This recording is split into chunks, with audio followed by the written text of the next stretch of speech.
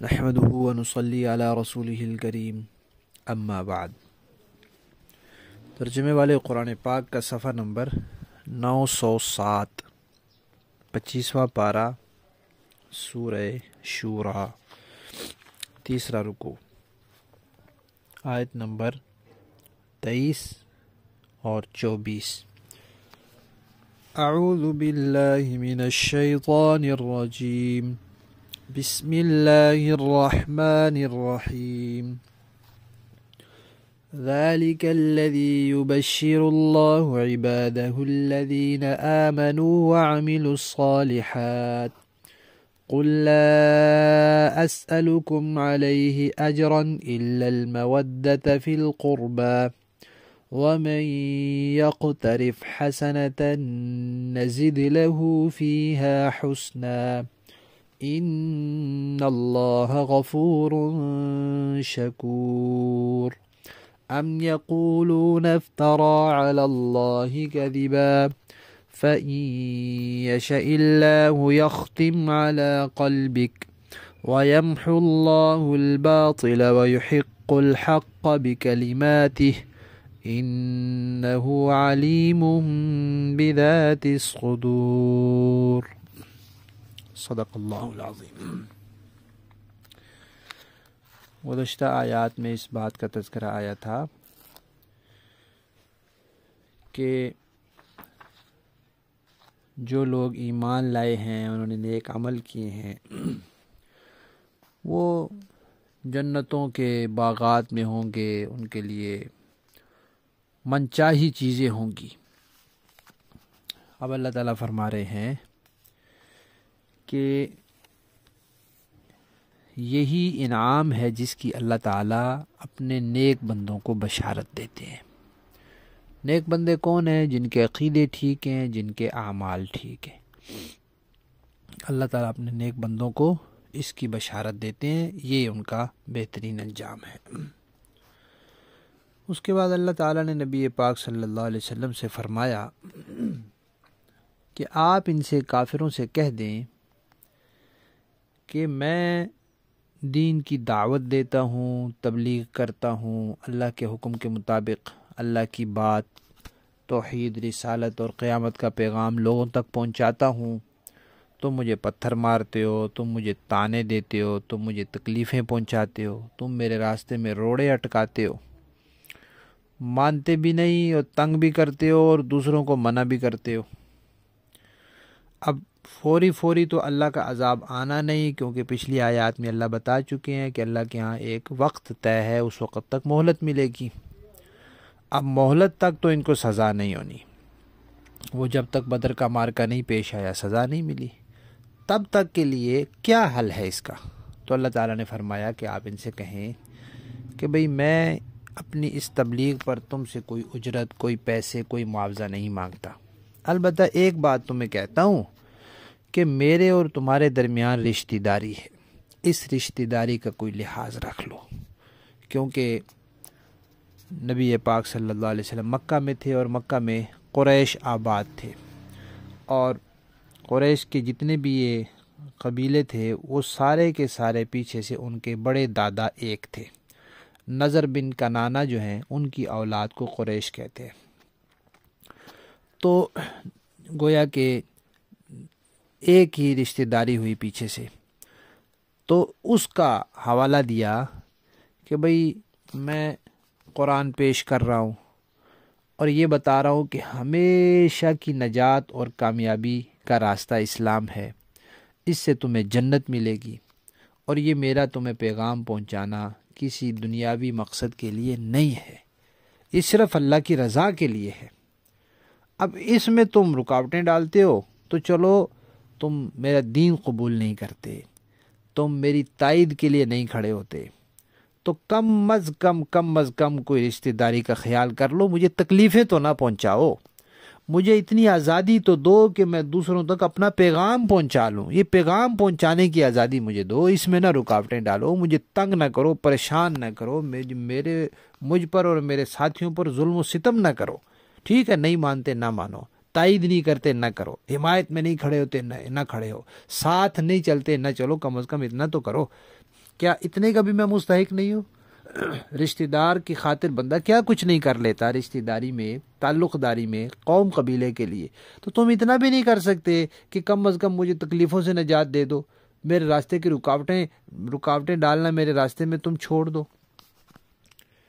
یہ تو اللہ تعالیٰ نے فرمایا۔ پھر ساتھ ہی فرمایا کہ بھائی یہ تو تم کرو، لیکن اگر کوئی اس سے زیادہ کرے گا،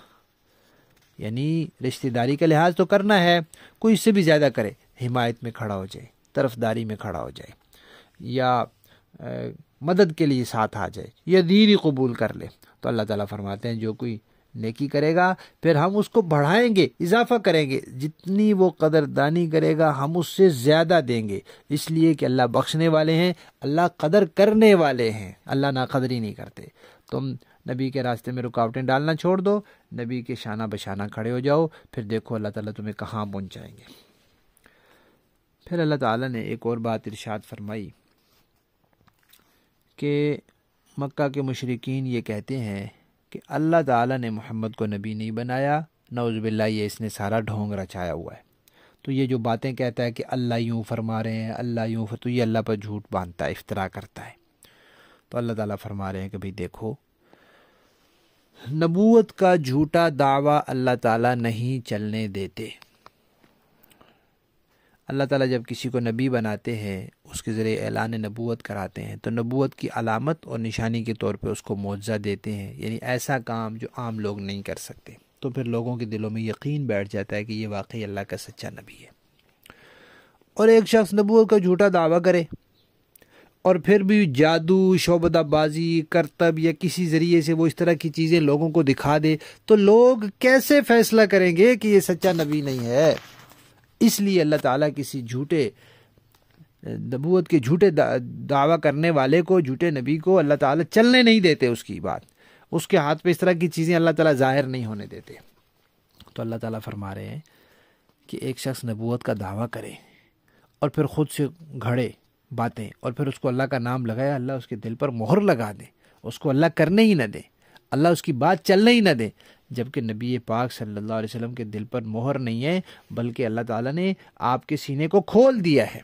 اور آپ کے سینے کو اللہ تعالیٰ روشن کر دیا ہے، آپ کے کام کو اللہ تعالیٰ بڑھا رہے ہیں، پھیلا رہے ہیں، ذرا ان کے گفتگو تو سنو، ذرا ان کے ساتھیوں کے جذبات تو دیکھو۔ تو یہ دلیل ہے اس بات کی کہ یہ کوئی اللہ پر افترا نہیں ہے، یہ واقعتاً اللہ تعالیٰ کی بات ہے، کیونکہ اللہ تعالیٰ باطل کو مٹاتے ہیں اور حق کو ثابت رکھتے ہیں۔ جب اس کو اللہ نے ثابت رکھا ہے تو پھر یہ یقیناً اللہ کی بات ہے، اللہ تعالیٰ دلوں کی باتوں کو جانتے ہیں، کوئی اس میں افترا نہیں ہے، کوئی اللہ کی طرف جھوٹی نسبت نہیں ہے، یہ واقعتاً اللہ کی کتاب ہے۔ آج کے سبق میں جو آیت ہے قُلْ لَا أَسْأَلُكُمْ عَلَيْهِ أَجْرًا إِلَّا الْمَوَدَّةَ فِي الْقُرْبَى، اس کا درست مفہوم تو وہی ہے جو بیان ہو چکا ہے کہ بھئی میں تم سے اس تبلیغ پر کوئی معاوضہ نہیں مانگتا، مگر یہ کہتا ہوں کہ رشتہ داری کی جو محبت ہے،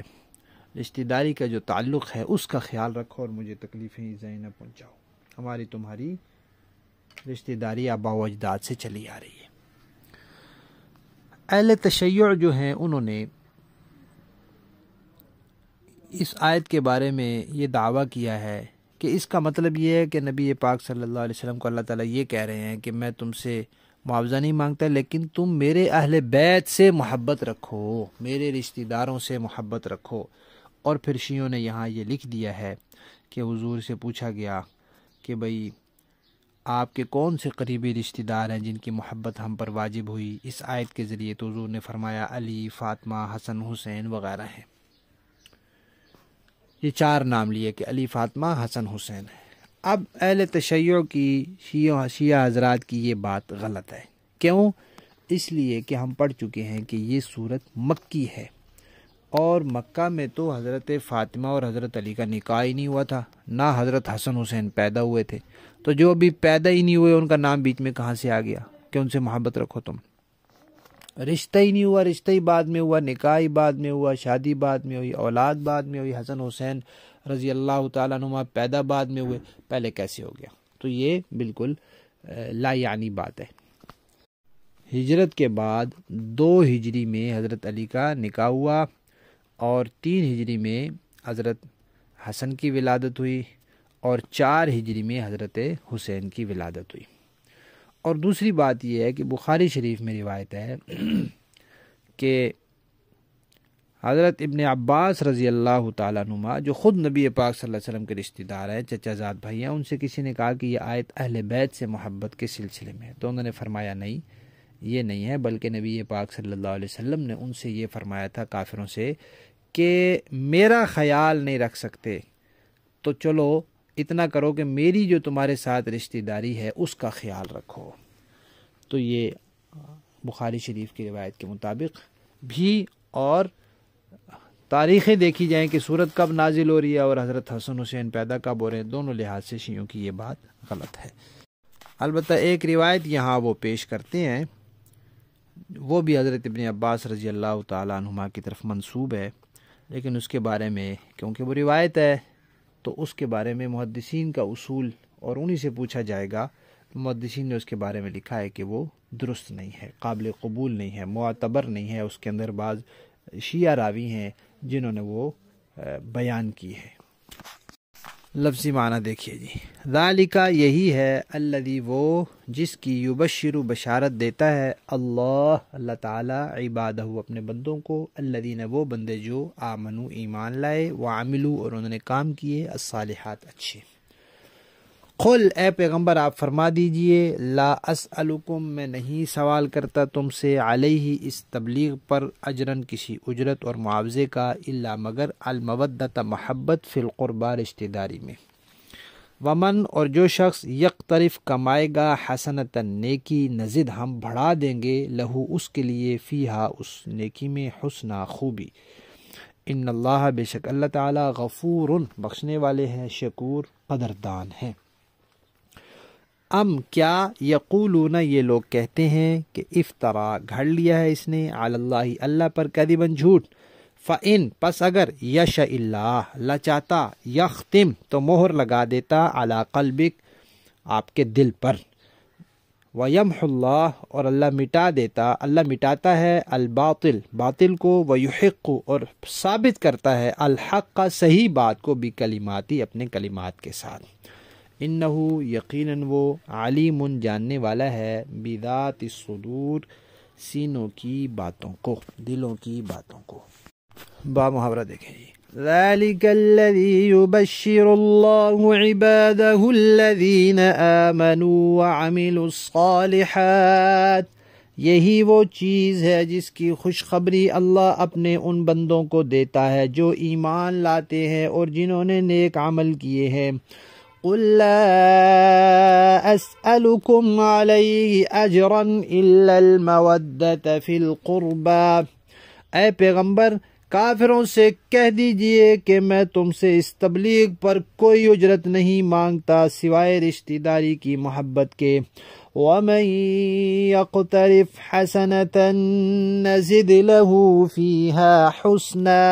اور جو شخص کوئی بھلائی کرے گا ہم اس کی خاطر اس بھلائی میں مزید خوبی کا اضافہ کر دیں گے، ان اللہ غفور شکور، یقین جانو اللہ بہت بخشنے والا قدردان ہے۔ ام یقولون افترى علی اللہ کذبا، بھلا کیا یہ لوگ یوں کہتے ہیں کہ اس شخص نے یہ کلام خود گھڑ کر جھوٹ موٹ اللہ کے ذمے لگا دیا ہے، فَإِن يَشَإِ اللَّهُ يَخْتِمْ عَلَى قَلْبِكَ، حالانکہ اگر اللہ چاہے تو آپ کے دل پر مہر لگا دے، وَيَمْحُ اللَّهُ الْبَاطِلَ وَيُحِقُّ الْحَقَّ بِكَلِمَاتِهِ، اور اللہ تو باطل کو مٹاتا ہے اور حق کو اپنے کلمات کے ذریعے ثابت کرتا ہے، انہ علیم